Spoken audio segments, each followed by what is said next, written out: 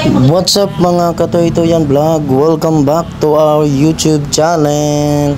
So ito guys, ay habang po tayo ay nasa labas guys, dito siyempre nadadaanan ko dyan yung Robinson's General Trias Cavite guys. So dahil medyo mainit-init sa labas at ano ang araw, so tamang-tama pasukin muna natin ang route. At ito na nga guys, dito na ako sa loob. At muna natin ganapan dito guys. Mag-ikot-ikot muna tayo kahit wala tayong pambili.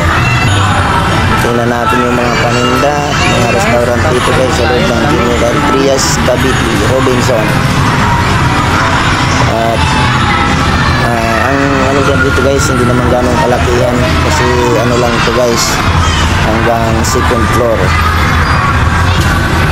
First floor and second floor. Mayroon pang third floor guys, yung may mga sinihan.